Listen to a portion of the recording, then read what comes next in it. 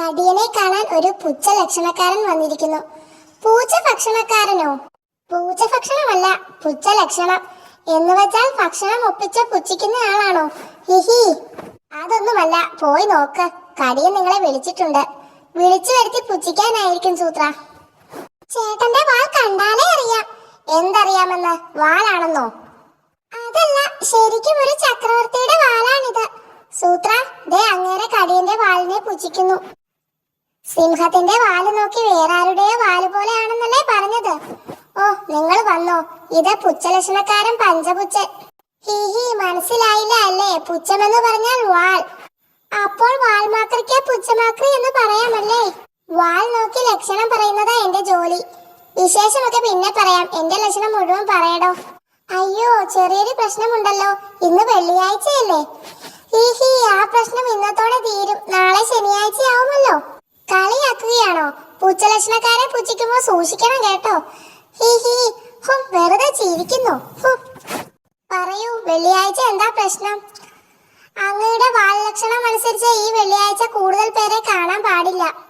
എന്ന് വെച്ചാൽ കാണുന്നവരുടെ എണ്ണം കൂടുന്തോറും ശരീരത്തിന് വേദന കൂടിക്കൊണ്ടിരിക്കും. അതിരിക്കട്ടെ, ചേട്ടൻ എന്നെ ഇതുവരെ എത്ര പേരെ കണ്ടു?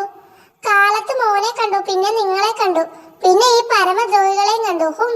ഓരോന്ന് കേറി വന്നോളും നേരം വെളുക്കുമ്പോഴേക്കും. ഇന്ന് അധികം പേരെ കാണാതിരിക്കുന്നതാ ശരീരത്തിന് നല്ലത്. അതിന് എന്ത് ചെയ്യും? ഇന്ന് മുഴുവൻ ഗുഹയിൽ തന്നെ ഇരുന്നോളൂ. ആരെയും അകത്ത് കടത്തുകയും വേണ്ട. ഇവന്മാര് തന്നെ ഇവിടെ കാവൽ നിൽക്കട്ടെ. ആരെയും അകത്ത് വിടണ്ട. ചതിച്ചോ? ആരെങ്കിലും അകത്ത് വന്നാൽ നിങ്ങൾക്ക് ഐഡി കേട്ടല്ലോ. സന്തോഷം. ഹലോ, സൂത്രന്റെ വാല് നോക്കി ലക്ഷണമൊന്ന് പറയാമോ? ഈ വാലിൽ ഭാഗ്യദേവത കുടികൊള്ളുന്നുണ്ട്. ആ കറുത്ത് കാണുന്നതാണോ? അത് ഭാഗ്യദേവതയല്ല, ഒരു പ്രാണിയാ. ബന്ധുവലവും കാണുന്നുണ്ട്. എന്ന് വെച്ചാൽ കുറെ കാലമായി കാണാതിരുന്ന പല ബന്ധുക്കളെയും ചെങ്ങാതിമാരെയും ഉടൻ കാണും. സൂത്ര, തന്റെ സുഹൃത്തുക്കളെ വല്ലവരെയും കുറെ കാലമായി കാണാതെ പോയിട്ടുണ്ടോ? മാത്രമല്ല, ഈ വാളിന്റെ ബലത്തിൽ തനിക്ക് ലോകം മുഴുവൻ ചുറ്റാൻ കഴിയും. എന്റെ വാലത്ര മോശമല്ലെന്ന് എനിക്ക് തോന്നിയിരുന്നു. എന്റെ വാലും ആ പുച്ഛക്കാരനെ കാണിക്കാമായിരുന്നു. ഞാൻ എത്തി. അതാരാ?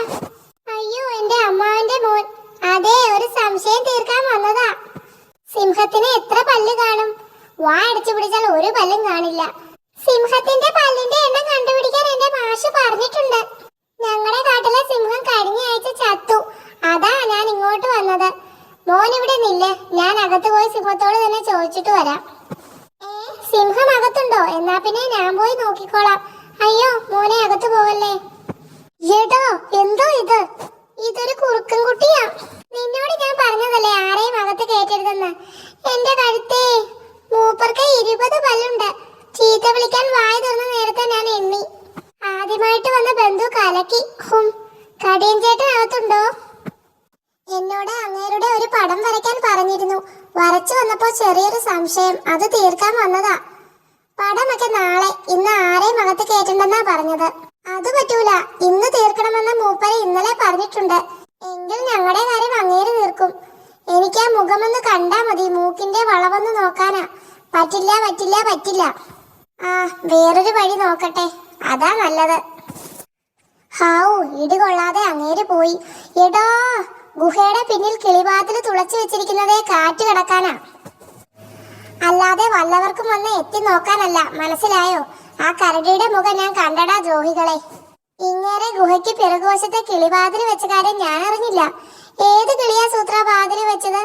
ഇനി ഒരുത്തനും ഇതുവഴി വരാതിരുന്നാ മതിയായിരുന്നു. വാശിയോടെ വീശി വീശി മീശയെ പോലും പാശം പോലെ മോശമാക്കി നശിപ്പിക്കുന്ന ശിശിരക്കാറ്റേ. അജഗജനാട്. ആര്? ശേരുവല്ലേ? ആരവങ്ങൾ തേരോടിക്കുന്ന പാരാവാരത്തിൽ വാരിയല് ഊരിപ്പോയ പോലെ ചാരിയിരിക്കുന്നത്. എന്റെ പേര് ശേരു എന്നാണോ എന്നല്ലേ ചോദിച്ചത്? അതെ, ഇത് സൂത്രൻ. ഓ, വൃദ്ധന്മാരെ പോലെ ബുദ്ധി സിദ്ധിച്ചിട്ടുണ്ടെന്ന് ബോധ്യപ്പെടുത്താൻ ബന്ധപ്പെടുന്ന ശുദ്ധൻ. എടാ, അവനോട് മിണ്ടാതിരിക്കാൻ പറ. സ്ഥലം വിട്ടോ, കടിയനെ അകത്ത് ആരെയും കാണാതെ ഇരിപ്പാ. കാണാതിരിക്കാൻ കാരണം നാണമാണോ ക്ഷീണമാണോ വീണതാണോ? ആ വിഡ്ഢിയോട് മിണ്ടരുതെന്ന് പറയാൻ. കേട്ടിട്ട് തല വേദനിക്കുന്നു. പോടാ, പറഞ്ഞില്ലേ കടിയൻ ചേട്ടൻ ഇന്ന് ആരെയും കാണുന്നില്ല. വന്യമൃഗങ്ങളുടെ മാന്യത ശൂന്യമാണെന്ന്.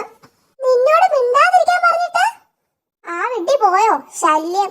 അയ്യോ ചേട്ടാ, അവനെ ഇവിടെ തന്നെ ഇരുത്തിയോടാ കഴുതകളെ. അവൻ ഓടിച്ചു വിട്ടാൽ പോരായിരുന്നോ? ഹോ, എന്നാ പിന്നെ ഇങ്ങനെന്തിനാ പുറത്തിറങ്ങി നോക്കിയത്? ശക്തന്മാരിൽ നിന്ന് മുക്തരാവാനായി ഈ ഭക്തൻ വ്യക്തമായ ഒരു സൂക്തം പാടാം. താൻ വായിലെ കെട്ടഴിച്ചോ? ഓടടാ അവിടെന്ന് തല്ലി വിളിക്കാതെ. കടിയൻ ചേട്ടൻ ഇന്ന് ആരെയും കാണുന്നില്ലെന്ന് കാണുന്നവരോടൊക്കെ പറഞ്ഞേക്ക്. അങ്ങനെയെങ്കിലും കുറച്ചുപേര് വരാതിരിക്കട്ടെ. എന്റെ മോനെ, നിനക്ക് എന്തു പറ്റിയടാ? കടിയന്റെ അമ്മൂമ്മ, സത്യം പറ, എന്റെ കടിയൻ മോനെ എന്തു പറ്റി? ആ ആട് പറഞ്ഞത് എനിക്ക് മുഴുവൻ മനസ്സിലായില്ല. എന്റെ മോനെ എനിക്ക് ഇപ്പൊ കാണണം. കടിയാ, അയ്യോ പോകല്ലേ. എടാ ദ്രോഹി. അമ്മുമ്മയെ കടിയൻ ദ്രോഹി എന്നാണോ വിളിക്കുന്നത്? അത് നമ്മളെ വിളിച്ചത് അമ്മുമ്മയെ കടത്തി വിട്ടതിന്.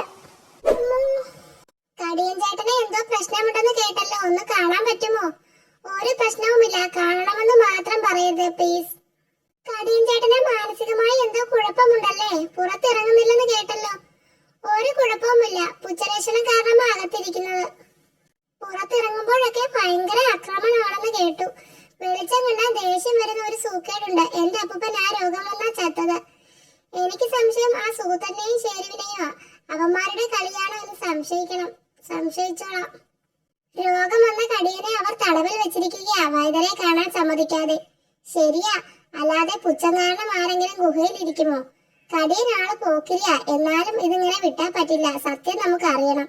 വാടാ, കഴിയുന്നത്ര ആളെ കൂട്ടി നമുക്ക് അങ്ങ് ചെല്ലാം. കടിയനെ ഞങ്ങൾക്ക് കണ്ടേ തീരൂ.